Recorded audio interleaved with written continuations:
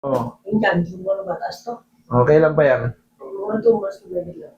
Pasok kayo sa ano. Sadyang payat si tatay? Ay, tatay Okay. na Okay. Kasi, tinatanong ko rin yan kasi baka relevant din po kasi yung mga, siyempre, pagka nangangayayat, para sure lang naman to, kung nangangayayat, medyo weak ang immune system nyo, baka hindi kayo pwede sa mga diin-diin. So, ganito lang din talaga yung katawan ni tatay, tuloy ang karate. Siyempre, mas maganda yung safe kasi baka mamaya may dinaramdam si tatay sa baga or sa ano, kung saan man, sa internal, pag diniinan yung likod niya, ay mag-aaray, edi ano ko pa yon, mas maganda yung assessment na sure ball. 2 buwan na ere. Di wag na. Diyan ka lang muna. Kasi, dapat yan, malambot lang. Pero pag, di wag, diyan lang muna. Hayaan mo lang muna yun dyan. Tay, hindi naman kayo diabetic. Hindi. Okay, very good. Relax lang ha. Huwag mong lalabanan.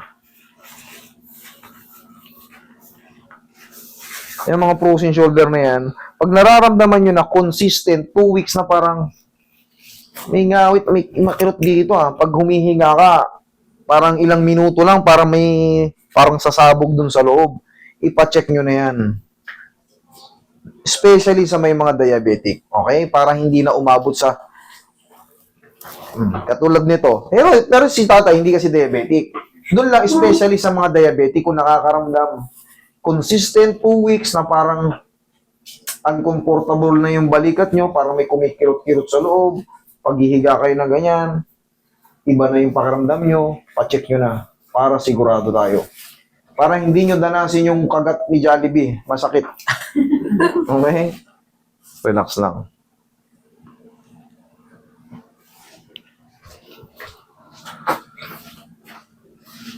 Palambutin ko muna to para sigurado. Dahil manipis si tatay. Baka hapit na hapit yung karne niya rito, yo. Tingnan mo naman, oh. Yung hanger ni tatay. Hindi pa nasasampayan ng damit. Talagang ganyan na yan. Ayan, remind ko lang kayo, mayroon sa bank, may mga tumatawag na sa credit card. Naku po. Mag-iingat kayo ha, mga followers ko na may mga credit card. May mga scammer dyan. Kunyari, i-verify yung points nyo, itatransfer sa cash. Huwag kayo maniniwala. Hindi kailanman nangihingi ng OTP ang mga bangko. Tinawagan ako ngayon, nangihingi ng i-verify daw tapos para ma-convert sa points. Pinagluloko nyo ako. BPI. Pero hindi pa muna ng BPI. Alam ko namang, siyempre, alam nila yung BPI. Doon ako mga scammer na yan. Hindi nyo kumautakan. Dati akong, lagalag. Hindi nyo pwedeng tirador yung tirador na. Okay, relax lang. Ganyan din sa Saudi. Mga, kunyari, hindi nyo magagamit yung bank nyo. Kailangan ng verification. Makakasuhan kayo kasi money laundering. Tain nyo blue. Dapat tay.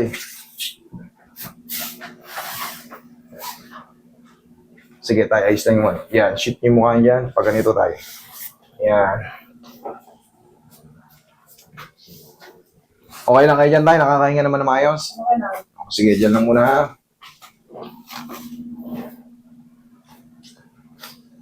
Relax lang. One more.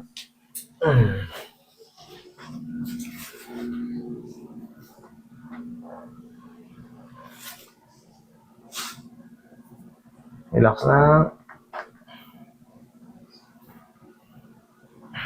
Relax lang.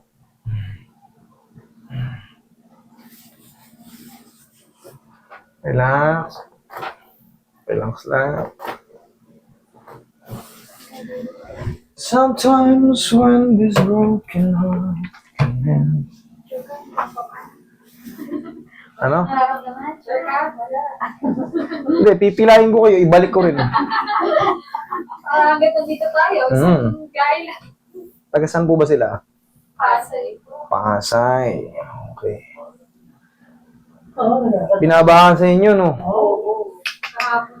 Hapon, no? Yung mga binabaha, oh, Dapat ka. kailangan makipag-ugnayan. Pag alam nyo yung lugar nyo, ay dati nang nakaranas ng ano, pagka alam nyo tuloy-tuloy ang ulan, itaas nyo na yung mga mahalagang gamit para hindi mabasa. Pinaka sigurado kasi yung mga papeles natin, baka yung mga ekta-ektaryang titulo nyo mabasa. Mahirap na. Pinaka the best yan, iangat ka na. Yung mga bangko, okay lang yan eh.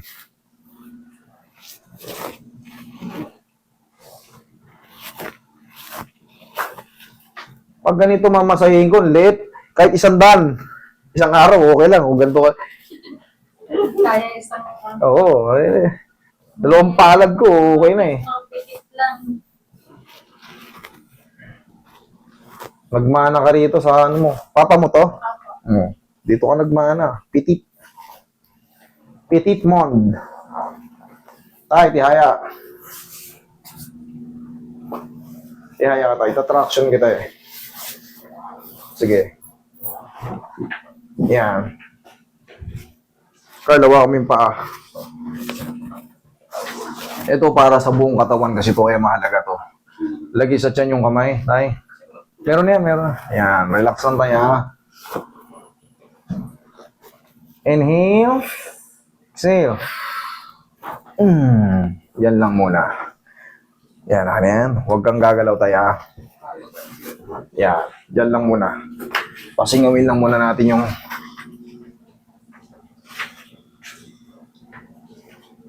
kung maliligo, pwede ng mga alas 7, alas 8. Hindi naligo lang. Oh, very good. Kung hindi naman maliligo, wala, tandaan nyo, hindi nakakamatay ang hindi pagligo. Lalo ay malamig. Okay lang tayo stay put lang muna sa bahay. Kung sakali lang, meron kasing taong hindi nakokontento pag di naliligo pag bago matulog eh. Kung sakali lang, kung kayo'y nagpaganito, para alam nyo rin, 7 or 8 kayo. Okay? Opo. Kasi yung oras ang binabasihan natin.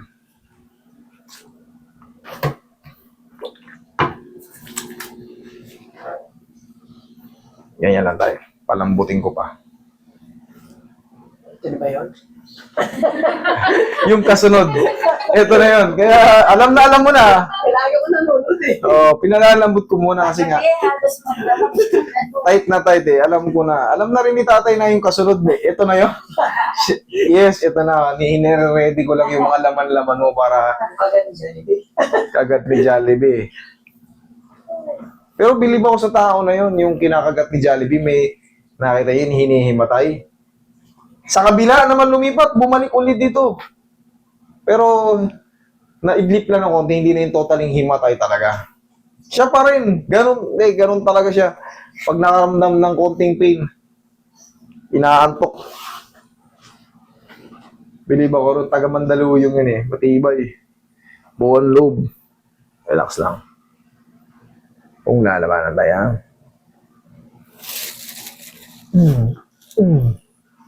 Okay lang? Kaya, Oh, kaya pala eh. Last one. Yung. Sige, sigaw muna ng Darna. Yan. Eh, kailangan matanggal yun. Naramdaman nyo yun? sakit. Tigis-tigis lang ng konti. 20 to 30 seconds na naman yan. Ganun talaga, kaya madalas ko kayong binibiro. Pagka ganyan, magbaon ng 10 kilong lakas sa loob. Kasi sometimes, unbearable. Yung iba, mahina talagang pain toleration, inaantok. Hindi naman kayo nahihilo. Hindi. Oh, eh, malakas kayo. Malakas. Mukha lang manipis si tatay, pero malakas eh. Wala na, hindi naman sakit yun. Kalya, kapi mo si tatay. Pag ganun ha, pahatak. Yan, relax lang tayo, huwag mo lalabanan ha.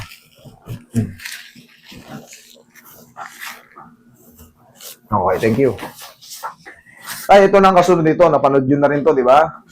Yung mga ganto-ganto. Oo. Yan. Kaya naman. Kaya. Pag ganito. Lagi ko lang ginagawa yun. Yan. Okay? Kasi, susunod niyan, malambot na yan. Kaya pa tayo? Medyo yan. Tigil na. Tigil na. 1, 2, 3. Balik. 1, 2, 1, 2, 3 lang. Basta, ang kailangan lang dyan, gradual. Hindi kailangan binatin talaga ng todo. Kung kaya Pag may pain na, awat. Kaya pa? Yan, tigil na. 1, 2, 3. Okay, stretch. Round and round and round. Okay, inat ulit. Kaya pa? Medyo kaya. Yan. Yan.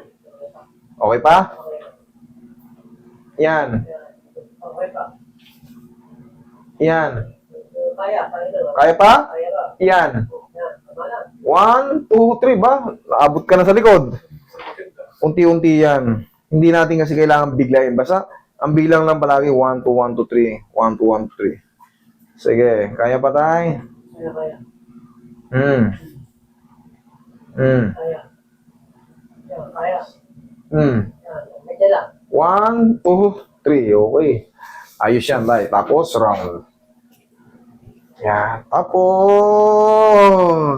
yan. Kahit pa paano, yan. May pag-abot na. Tay, susundan nyo lang to ng ano. Palagi lang ganyan, ha?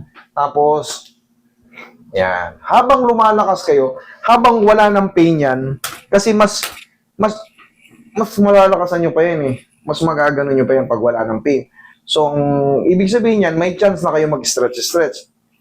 Pag napagod naman, yun, doon papasok yung pau. Ganyan-ganyan yun yung pau. Tapos, parang hindi na kayo mag-second session. Kasi pangkaraniwan niya may matitira, di ba? Ginaganyan-ganyan nyo. Tapos, kapit nyo tayo. Ganyan. Meron pa natira, kailangan kasi pantay sa tenga eh. Pero, ang mahalaga, Hindi kaya. hindi pa yan. Medyo ano pa yan, may tightness pa yan dito. Hindi lang natin pinapayarsa. Kailangan talaga gradually. Hindi kasi pwedeng inatin mo to ng ganito kanipis. Ano yan, yung mga muscle and tendons yan, very weak. Tapos may edad si sir. Possible na ma-rupture mo yan. Lalo kang ninipis pag yung muscle mo hindi na mag-develop. Pagka na-damage na kita. Pero syempre, ba't ko gagawin yun? Kaya alam ko naman yun. Kaya ang gagawin natin dyan, gradually. Unti-unti. Okay? Tapos, pag nangawit, sabay ng pau. Okay? Ganun lang palagi. Ang mahalaga, may mga pagbabago-bago na. Okay? Salamat tayo. Okay.